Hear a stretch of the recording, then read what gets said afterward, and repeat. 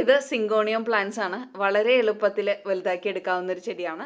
ബിഗിനേഴ്സിന് പോലും ഈ ഒരു പ്ലാന്റ് വെച്ച് സ്റ്റാർട്ട് ചെയ്യാം. ഇൻഡോർ പ്ലാന്റ് വലുതാക്കാൻ ആഗ്രഹിക്കുന്നവർക്ക് സിങ്കോണിയം പ്ലാന്റ്സ് വളരെ ഈസി ആയിട്ട് കെയർ ചെയ്യാൻ പറ്റിയ ഒരു പ്ലാന്റ്സ് ആണ്. ഈ ഒരു പ്ലാന്റിൻ്റെ കംപ്ലീറ്റ് കെയർ ഞാൻ എൻ്റെ ചാനലിൽ ഇട്ടിട്ടുണ്ട്. തീർച്ചയായിട്ടും ചെടികൾ ഇഷ്ടപ്പെടുന്നവരാണെങ്കിൽ നമ്മളുടെ ചാനൽ കാണാനായിട്ട് ശ്രമിക്കുക.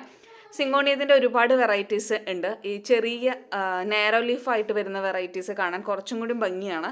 അത് നല്ല ബുഷിയായിട്ട് ചട്ടി നിറഞ്ഞു നിൽക്കും. ഇങ്ങനെ ഈ ഒരു പ്ലാന്റിൻ്റെ ഭംഗിയും കളറൊക്കെ നിലനിൽക്കാൻ വേണ്ടിയിട്ട് ബ്രൈറ്റ് ഇൻഡയറക്റ്റ് ലൈറ്റ് കിട്ടുന്ന ഒരു സ്പോട്ടിൽ വെച്ച് കൊടുത്താൽ മാത്രം മതി.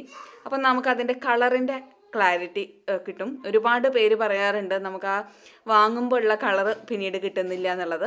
അതിനുള്ളൊരു മെയിൻ കാരണം എന്ന് പറയുന്നത് അതിന് ആപ്റ്റായിട്ടുള്ള ലൈറ്റ് കിട്ടുന്നില്ല എന്നുള്ളതാണ്.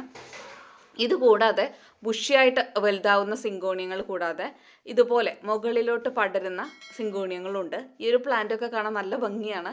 ഇതിൻ്റെ പിങ്ക് സിങ്കോണിയത്തിൻ്റെ വെറൈറ്റിയിൽ പെട്ടതാണിത്.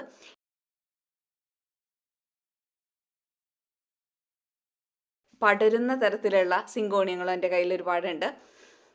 അപ്പോൾ താല്പര്യമുള്ളവർ തീർച്ചയായിട്ടും നമ്മളുടെ ചാനൽ കാണാം.